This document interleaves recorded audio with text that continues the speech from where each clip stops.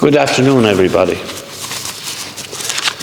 My talk today is on proportionalism in moral decision-making.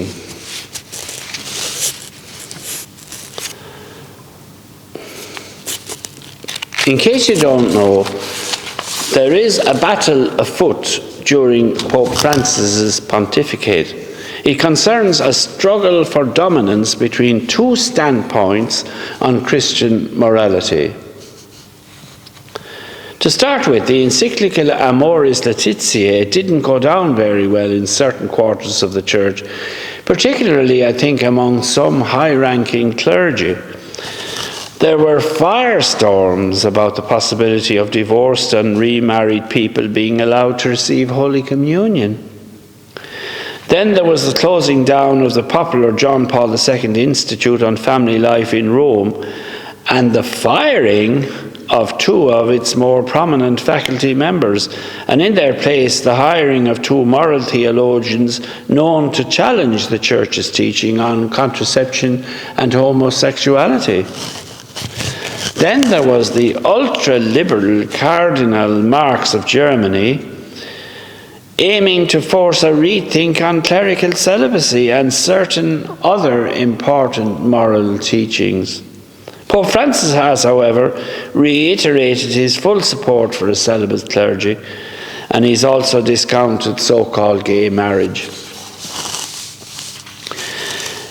The above thinking is without doubt underpinned by a brand of moral theology known as proportionalism, which has held sway among many bishops and priests and some laity since the heady days of the 1960s.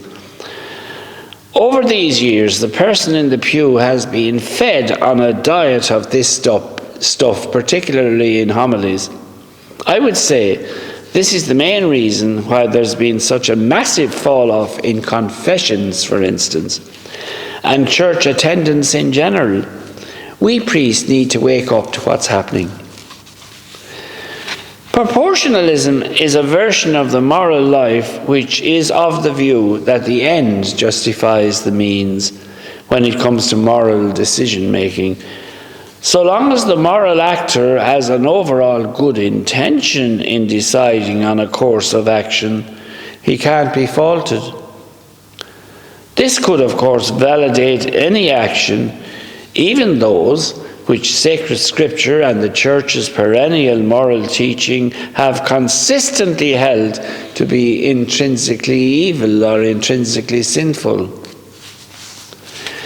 Now, proportionalism flourished in most seminaries for at least 3 decades after Vatican II, especially in Europe and the United States.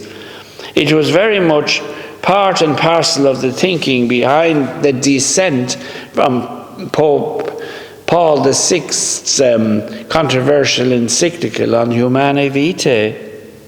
And it quickly became clear that the advocates of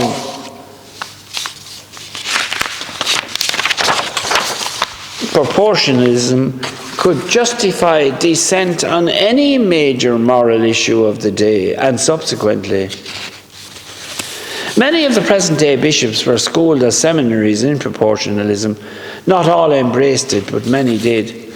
Some characteristics of proportionalism are as follows. You might be familiar with them. I, and only I, decide what's right and wrong. The subjective trumps the objective. A good intention trumps intrinsic evil. Situation ethics determines guilt or lack of it. No behavior in itself is always wrong in all circumstances. Now, the people schooled in this view would often say that abortion, for instance, as a result of rape, may be morally justified. You see where this is taking us? Down a very dark alley. St. John Paul II, however, roughly 26 years ago, responded to the basic tenets of proportionalism in his celebrated encyclical entitled Veritatis Splendor, the splendor of the truth. He rejected the notion of conscience as being autonomous, when it comes to important moral choices, and he refuted the proportionalists' flawed thinking on intrinsically evil acts. Pope Benedict, after John Paul II, has also been unrelenting in his critique of proportionalism, describing it as a moral theory which contradicts the very foundations of the Catholic Christian faith. He even says it's partly to blame for the clerical abuse crisis, and as I said already, it's one of the reasons why there's a big fall-off in confessions and in church attendance in general. We have a lot to answer for, our generation.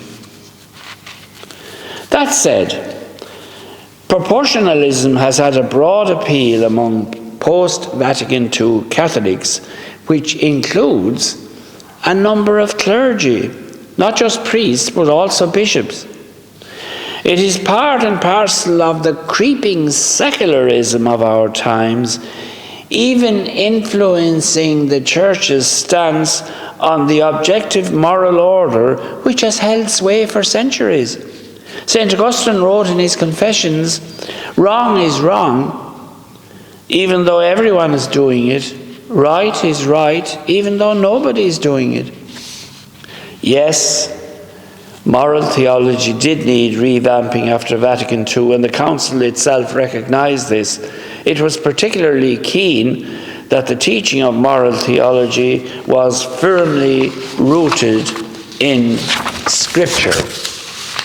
However, seminary students from roughly the 90s have become less enamored with proportionalism. The theory is mostly adhered to today by an older generation of priests and bishops, those particularly in their 60s, particularly 70s and 80s, who, having been swayed by its charms, they stubbornly cling on to it, even though it's producing little or no fruit, whilst at the same time rejecting lock, stock and barrel the teaching of John Paul II in veritatis splendor. Young people today expect better leadership from the Church, and they have a right to it. It's not surprising that over the decades a certain narrative has arisen around proportionalism, contrasting its adherents with a caricature of its opponents as follows. Adherents of proportionalism are reasonable and balanced people. Opponents are rigid and extreme. Adherents employ sound moral discernment in order to understand the specific situation of the individual. Opponents, surprise, surprise, do not. Proponents are pastorally realistic and sensitive people. Opponents, not so. They're cold and rigid. Pope Francis has shown some sympathy to the theory of proportionalism. He's been exposed to the theory for most of his adult life. But however, so also has John Paul II, St. John Paul II now. But he didn't adhere to it, despite living under cruel dictatorship such as Nazism and communism and fascism. The Amazonian Synod in Rome some time ago was imbued with these proportionalist ideas, and they caused quite a stir within the Church. The agenda there was published by some German bishops. Not published, but pushed by some German bishops. But Pope Francis has distanced himself from some of their unorthodox views of late. Proportionalism may be dying a death, but having held sway for so many decades within the Church, it will be slow to see off. However, it may take the next Pope to do so. Well, thank you for listening today, and God bless you all.